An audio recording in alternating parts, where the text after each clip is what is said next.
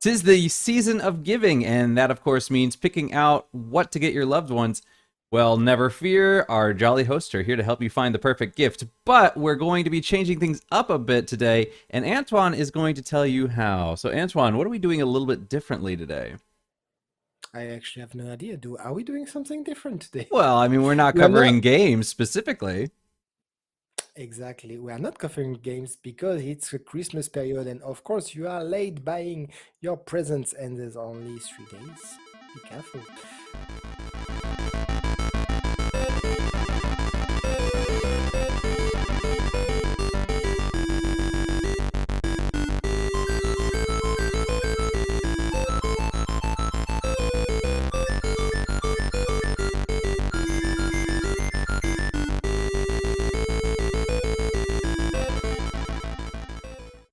Okay, then I'll move on to my second product then. I have Third, you already talked Well, about I talked a little bit about the headphones, headphones, yeah. Thomas. So I guess Yeah. third then. All right, so that'll be this here. This is the. I'm sorry if you guys can't see it because there's icicles in the way, but decoration is important. The iPEGA 9167 mobile gaming controller, and I've ordered this, and I was hoping it said that it might come in as early as yesterday, and I was really hoping it would come in yesterday so I could play around with it, give you guys show you guys it, show how it works and whatnot. But unfortunately, it didn't come in just yet. So maybe it'll come in today or hopefully soon. But anyway, for people that like to play mobile games, and I've been trying to play more because that seems to be where our popularity is. Mobile gaming is not my thing, but I'm putting an effort into it. And one of the biggest things for me, if it's a game that's a puzzle game like Sudoku or something like that, you touching the screen's fine. But if you want to play something like Call of Duty or Final Fantasy First Soldier or any kind of shooting game or something like that, or even some of the action games, even some of the RPGs that I've played in the past, like Guardian Tales, which I do still play. That is one of the few mobile games that I do really enjoy. Uh, just having your thumbs on the screen all the time, blocking out part of the vision. I'm not big on that. And then also the other thing for me is, when you're moving your thumbs around, especially if you're using it as like an analog stick, eventually I don't know, my thumb starts to feel weird because it's just like rubbing against something for an extended period of time, and you're just rubbing your thumb against it. And I don't know, I don't like that feeling. Maybe it's just me, but especially like when I was trying to play Final Fantasy VII First Soldier and sort of that sort of thing, when you're moving around and then eventually, with you're moving that, and as my thumb is sliding across the screen, it's starting to slide onto other things, and it could be problematic. So having a controller would be really really useful. And I did try to hook up my DS5. It didn't work too well with what I was doing, but I didn't try it for too long.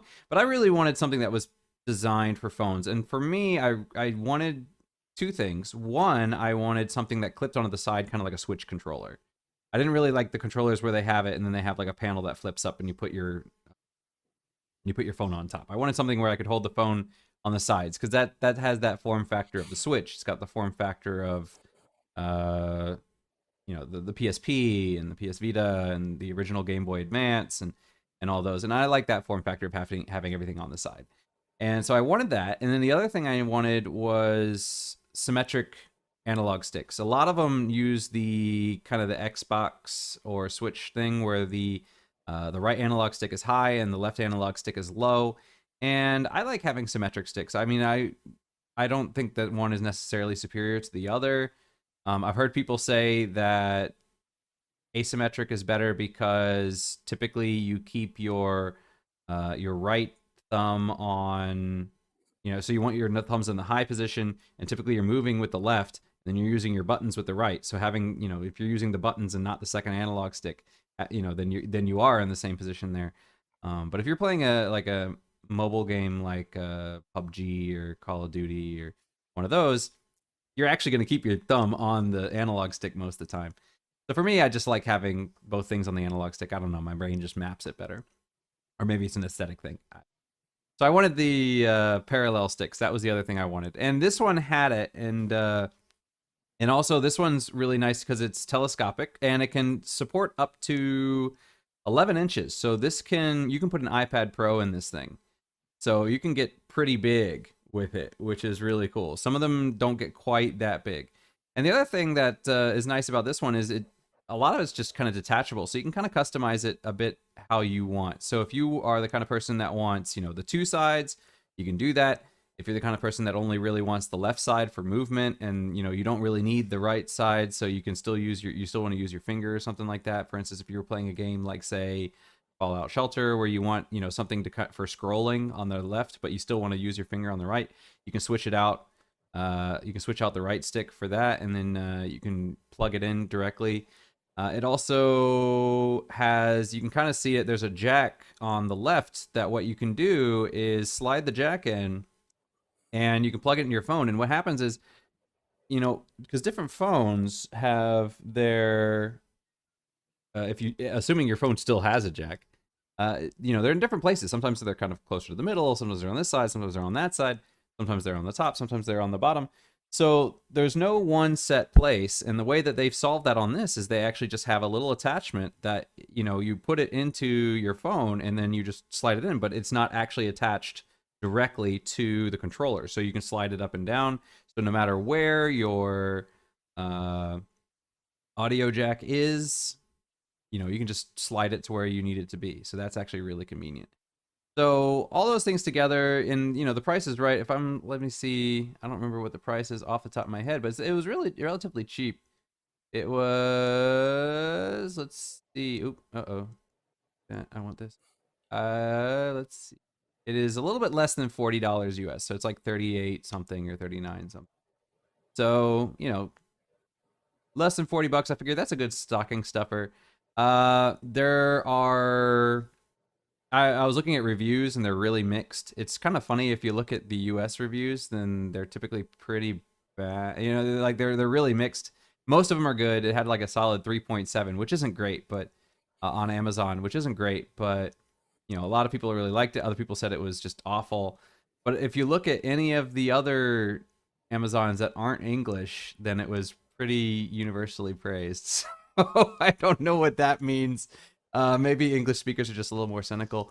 I'm not quite sure. But yeah, on the Spanish site, it got really good reviews. Portuguese site, it got really good reviews. So So maybe you can give us your review maybe next yeah, I week. was really hoping it would come in last night and I could give you my assessment, but unfortunately, it didn't come in yet. So It's uh, making really me smile right now because most likely, of course, you remember that in last podcast in the news, we talked about the Razer slash no idea, this collaboration where yeah, they were making a special console, mobile console for Android games. yeah, And the question was, would you invest in that? Well, apparently Adam just invested in a $38 clip for the phone, and exactly. that's Why would I invest in I like a won't two say hundred dollar thing? exactly. I won't say that's good enough because he hasn't tried it yet, but most likely that will be good enough. Yeah, exactly. So why invest? I'm sorry, Razor. I'm sure your name is way out in the industry and everything, but Yeah, I think the only thing is, I think the only advantage that really has, I mean, as far as form factor, I don't think there's too much of an advantage there. I think the only advantage there would be that this is a smartphone. It's designed to be a smartphone, and it can play games, but it's not necessarily they do make smartphones that are specifically made for playing games, and this is not. This is just a generic smartphone.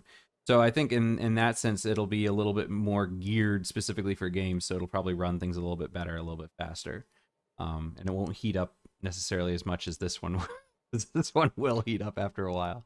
So I think it has the of advantage course, in that it's yes. yeah. So I think it's more for. But if you're the kind of person who gets phone, who looks up, I want a phone. I'm going to be playing games. I want a phone that plays games really well. You know, you just get something like this and you'll be fine.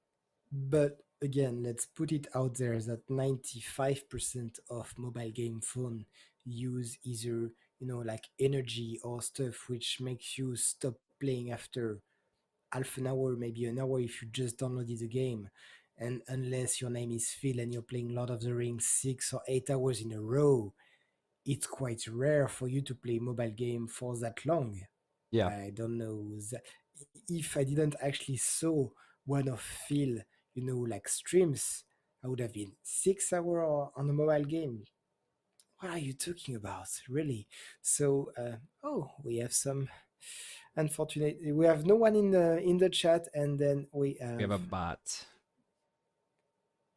Thank you, bot Don't go to player. that whatever it is. I don't don't know, don't but click don't don't click click on it that, or go please. there because that is We're gonna block that user. Useless. Anyway, so Razer versus a clip for the phone, depending on your use of games. But I'm sure that if you have a computer or a PS5, what's the use of playing 6 hours on a mobile phone? Mobile phone is really good if you go to if you commute to work when there's not COVID. Of course, if you remember how it was before COVID, and you actually go to work and you have half an hour of bus trip, of course, mobile game was great. Now, well, I don't know. I've never been a mobile game player that much, but in any case, if I want to spend a long time playing, I'm just gonna go on Steam and play whatever RPG or stuff there is at the moment that I want to play. Not really on mobile games. So, is the fact that a mobile phone is gonna heat up after 2 hours of playing a really big issue? I think not, but that's just my view of it. Of course, you are very welcome to tell me in the comments that I'm wrong, because I think Korean said that you can now comment on Spotify. So you can listen to our podcast and comment at the same time. That's a revolution. I want to Woohoo. know. I want to know your thoughts. I want to know why you're not going to YouTube to subscribe to our channel. Do I start to sound like a creep? No. Welcome to Middle Age Gaming.